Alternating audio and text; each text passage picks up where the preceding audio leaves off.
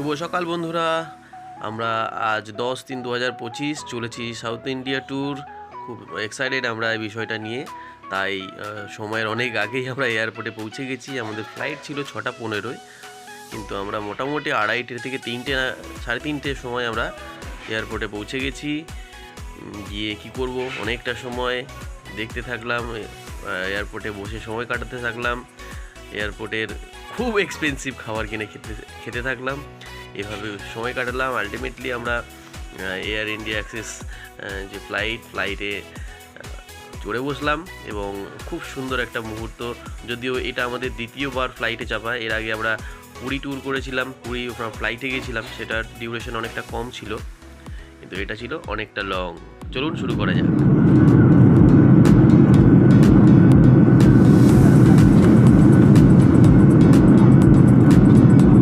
মনে হচ্ছে যে ছোট ছোট মশালাই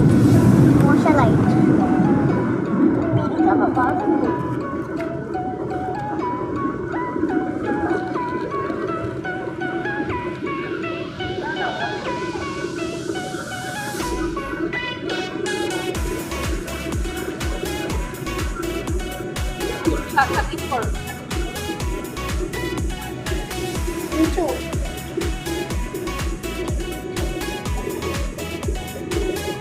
ঠিক লাগবে না? এই দেখো ফোনে পাম্মিকে দেখাবো।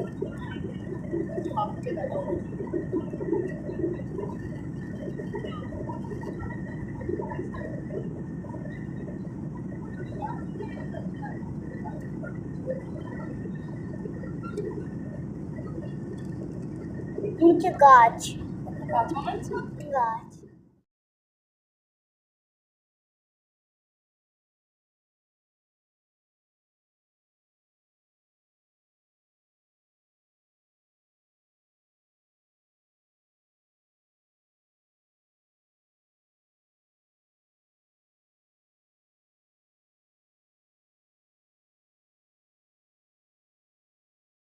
তো বন্ধুরা, আমি এখন চেন্নাইতে। দেখুন খুব সুন্দর একটা পূর্ব দিক।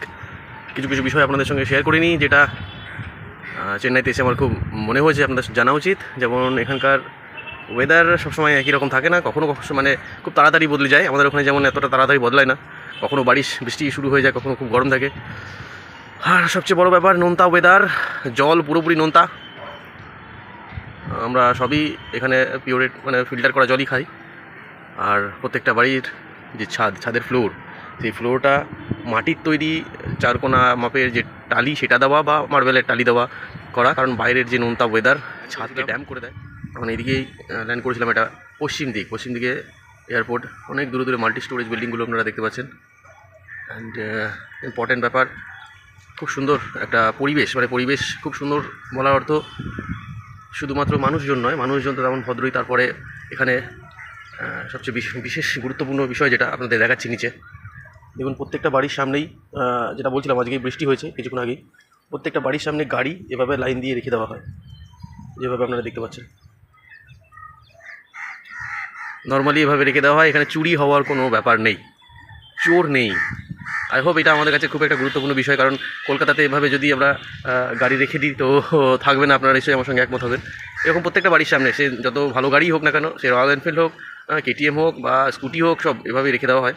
এবং খুব ভালো মানসিকতার মানুষ এখানে, ভদ্র এবং এডুকেটেড সবাইকে। আরেকটা বিষয় যেটা আমি লক্ষ্য করছি, আপনাদের এখন আমি এটা উত্তর দিকটা দেখাচ্ছি। আরেকটা জিনিস আমি লক্ষ্য করেছি, যেটা এখানের প্রত্যেকটা বাড়ির ছাদে হলুদ রঙের ট্যাঙ্কি ব্যবহার করা হয়।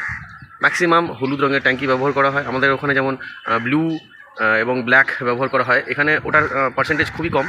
বাট ম্যাক্সিমাম আপনি একটু ভালো করে দেখবেন চারিদিকে, ভিডিওটা টার্ন করছি, প্রত্যেকটা বাড়িতেই মানে ম্যাক্সিমাম বাড়িতেই হলুদ রঙের ট্যাঙ্কি আপনারা দেখতে পাবেন।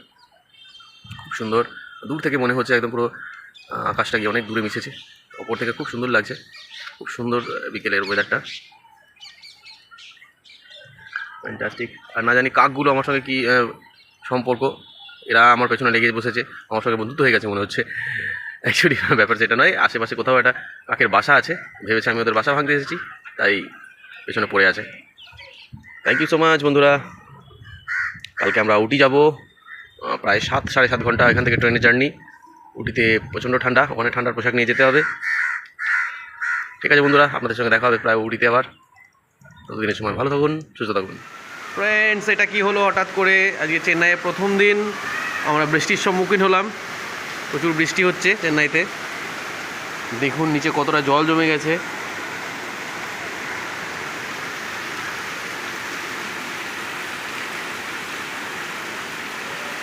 বুঝতে পারছি না কখন বৃষ্টি কমবে।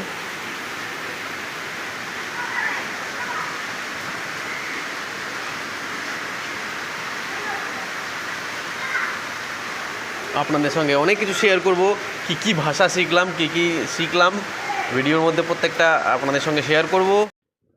বন্ধুরা, এই ভিডিওতে এই পর্যন্তই। পরবর্তী ভিডিও আগামীকাল চেন্নাই সেন্ট্রাল রেলওয়ে স্টেশন থেকে উটির দিকে অর্থাৎ কোয়েম্বাটুর স্টেশন পর্যন্ত যাব বন্দে ভারতে। পরবর্তী ভিডিও দেখার জন্য অনুরোধ করছি। Thank you so much. ভালো থাকুন, সুস্থ থাকুন।